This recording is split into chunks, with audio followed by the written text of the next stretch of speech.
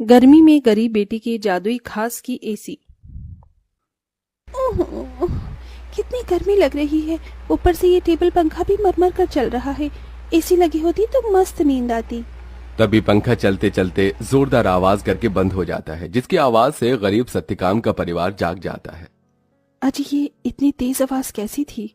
क्या मालूम चंदा, पर ऐसा लगा जैसे कुछ टूट गया। तभी भारती टेबल पंखे को देखती है। पिताजी, वो देखो, टेबल पंखा टूट गया। पंखा टूटा देखकर पूरा परिवार दुख जताने लगता है।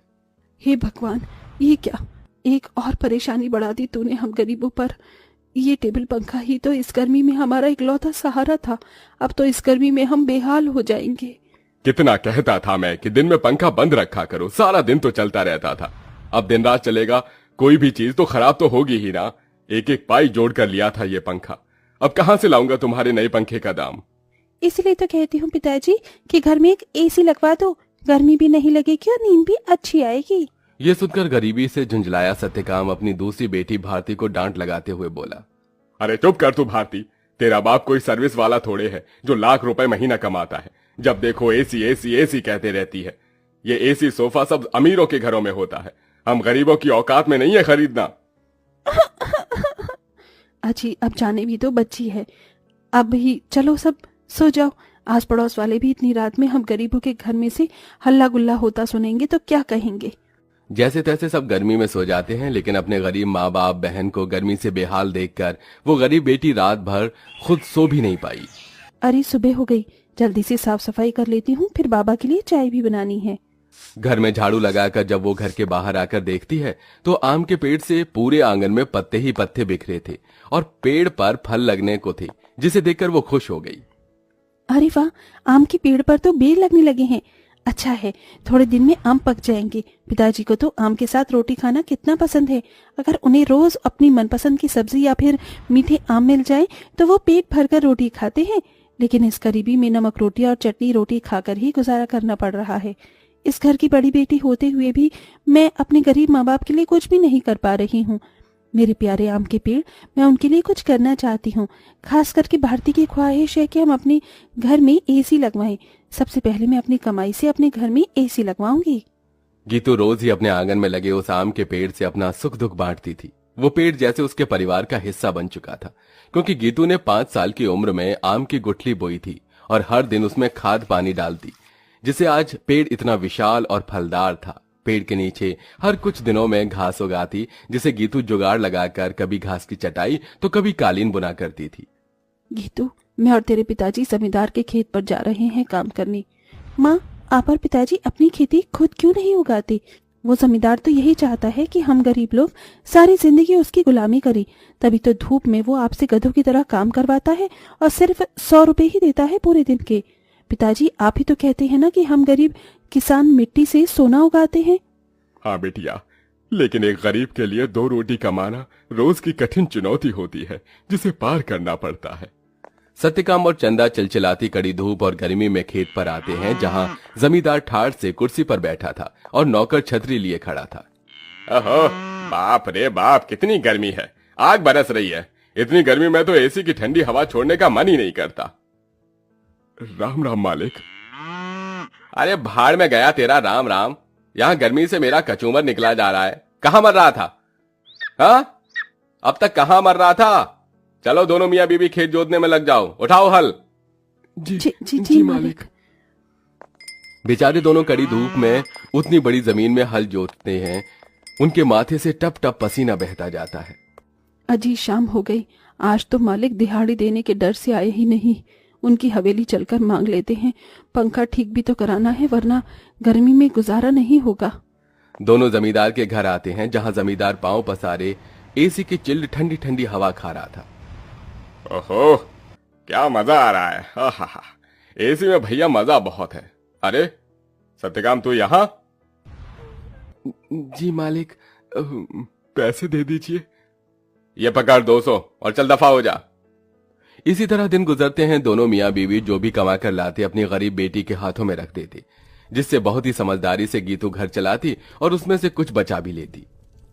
100, 200, 300, 350, 400, 410, 420, 30, कुल मिलाकर मेरे पास अभी तक ये 700-800 रुपए ही इकट्ठे हुए हैं।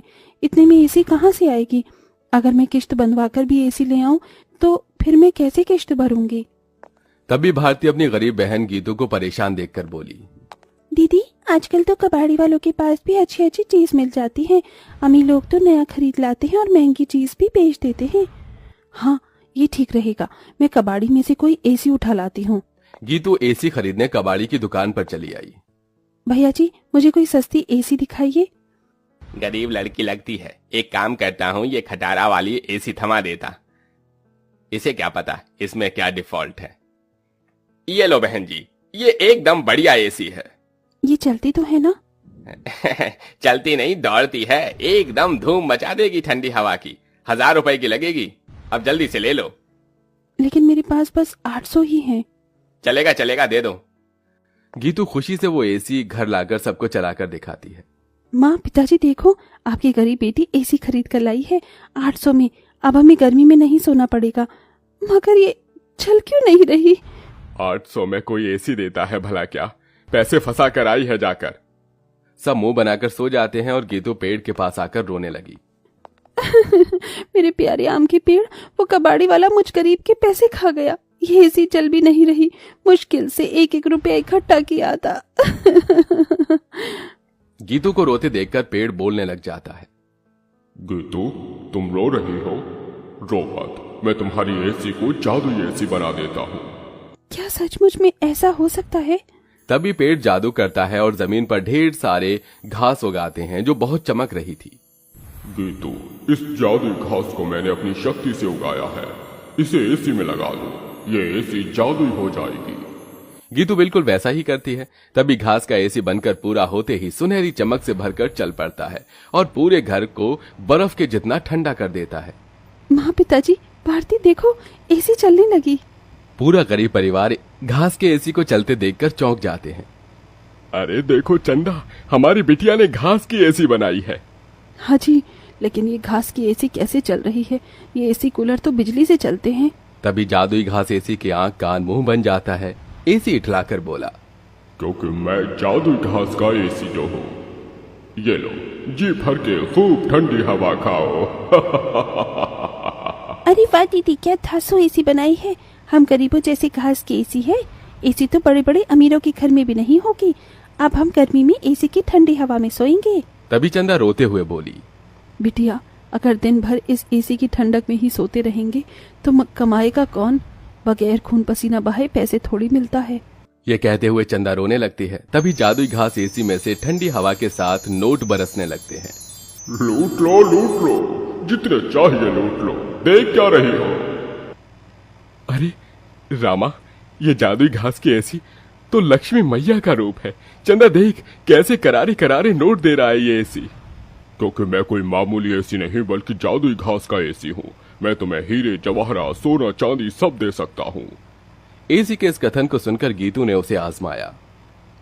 अगर ऐसा है तो हमें सोने चांदी के सिक्के देकर दिखाओ। तभी एक सुनहरी चमक के साथ जादुई घास एसी में से सोने चांदी के ढेर सारे सिक्कों की बारिश बरसने लगी। तुम तो सच में जादुई एसी हो। माँ, अब आपको उस जमींदार की गुलामी करने की जरूरत नहीं। अब हमारे पास जादुई घास का एसी है। दोनों मियाँ बीबी खुशी से फूट फूट कर रोए।